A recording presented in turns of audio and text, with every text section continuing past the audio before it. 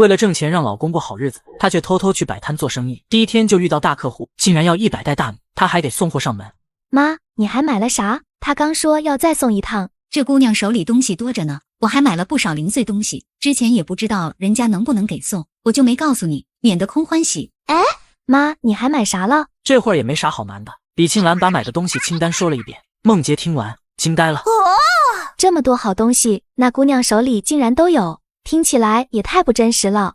然而那100斤大米还好好的放在阳台上，容不得梦洁不相信。妈，谢谢您。梦洁感动的不行，这么多东西，婆婆肯定要大出血，没有100块下不来。跟妈还客气啥？今天是咱们运气好，否则有钱都买不到这些好东西，是你和孩子有福气。妈，她那里东西多，万一咱们以后还有需要呢？要不等那姑娘来了，留个联系方式。行，等她来了我问问。娘俩在家里商量，这个功夫江庆已经走在去饭店的路上。今天赚到大钱了，必须犒劳自己。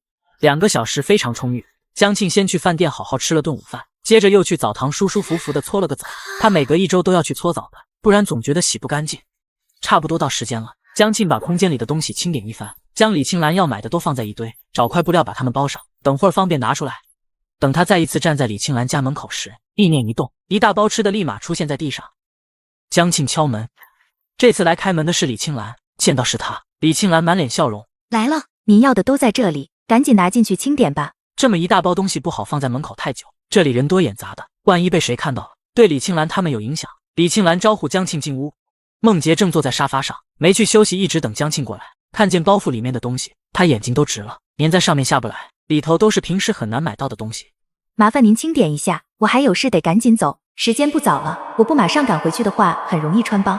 好的，小同志，你稍微等一等。李青兰把包袱里的东西快速过了一遍，和她之前要买的一致。清点完，她从兜里掏出钱递给江庆，一共是72块5毛，你数数，钱数对不对？江庆拿上钱，飞快的点了点，钱数没问题，把钱揣兜里。江庆转身就要走，梦洁着急了，不等李青兰说话，小同志，能不能留个联系方式？以后我们还想找你买东西。联系方式当然是不能给的，我本来就是偷摸出来卖东西，万一被人知道我的身份会很麻烦，联系方式就不留了。不过我一般周日上午会去黑市，你们想买东西可以那个时候去找我，当然我不会每周都在，会隔1周来一次县城。李青兰和梦洁都看出眼前这个姑娘的谨慎态度。也是，来黑市卖东西本来就担着很大的风险，一个不小心就进公安局做客，人家谨慎一点没毛病，是我们有些唐突了。行，我们有什么要买的就去黑市找你。江庆朝他们点了下头，转身走了。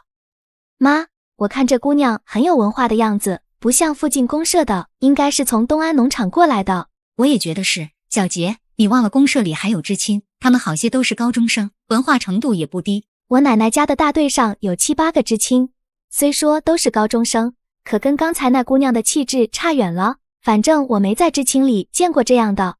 梦洁说话时，李青兰收拾着地上包袱里的东西。哎，怎么了，妈？你看这是什么布料？梦洁仔细看了看，很是惊讶。呀，这是棉布，供销社卖3毛8分钱1尺呢，比普通棉布还贵上3分。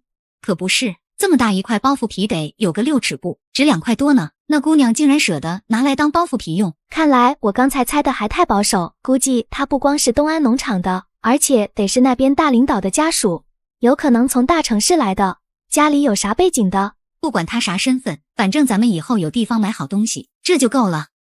江庆从楼里出来，走到个没人的地方，从空间里把自行车拿出来，登上往供销社去。到了供销社门口，他把自行车支在地上，走了进去。江庆看了看柜台后面货架子上的调味品，选了几样。我要买酱油，还有醋。售货员从货架上拿下来江庆要的调味品，等江庆付完钱，拎着调料走出供销社。那个年轻一点的售货员对另一个说：多奇怪，刚才那个女孩一看就是农场来的，啥吃的都不买，就买调料。是啊，别人家有点钱，恨不得都买吃的，哪有人像他光买调料的。2个人嘀嘀咕咕地议论着江庆。1个小时后，江庆回到了东安7队，还没进队里，他看看四下无人，从空间里拿出来一大堆吃的，一部分放在自行车框，剩下的夹在自行车后座上，往家回。他特意先把东西拎进了屋里，给傅少铎看。我今天买了好多东西，够咱们吃好久了。你一个人怎么拎回来的？这么多东西也太沉了，下次少买点，够吃就行。没事，我力气大着呢。对了，你今晚有什么想吃的吗？我给你做。傅少铎看了一眼，东西着实不少，今天卖出去那么多东西，江庆心情好得不得了。破例开展点餐服务。你出去一天也累了，随便做一口对付一下就行。傅少铎眼底闪过一抹心疼之色。那行吧，我看着做。本来江庆还没觉得怎样，但傅少铎这么一说，他突然觉得确实有些累。江庆把那些东西都拿到小仓库去放好。这些给傅少铎看过，算是过了明路，以后可以放心大胆的吃了。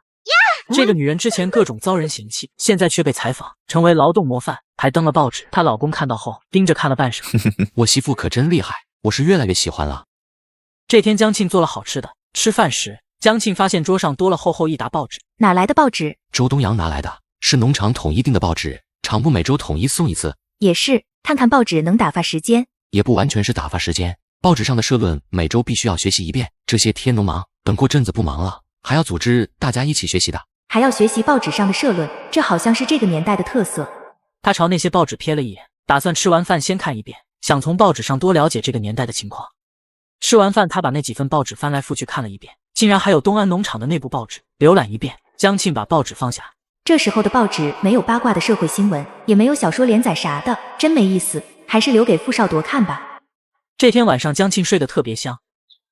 第二天早上，他收拾一下去上工。到了地里，他左右一看没瞧见何春平，便问吴丹：“春平姐呢？今天怎么没来？”春平姐去总厂医院了，这2天她吃啥都犯恶心，去医院看看，做个化验。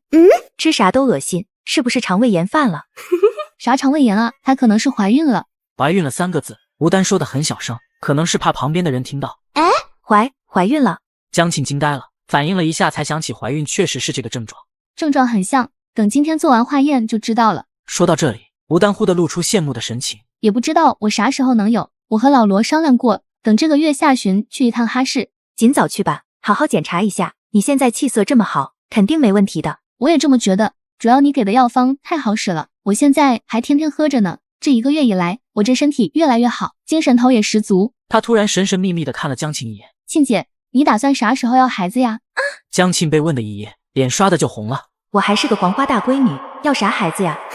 吴丹瞅着他乐。你脸红啥？都是结了婚的人，说了生孩子还脸红。你突然这么问，我都没个心理准备。我不打算那么早要孩子，干事业最重要。孩子嘛，等等再说。还等啊？早点要第一个，好接着再生啊，要不等年龄大了，身体跟不上，咋照顾孩子？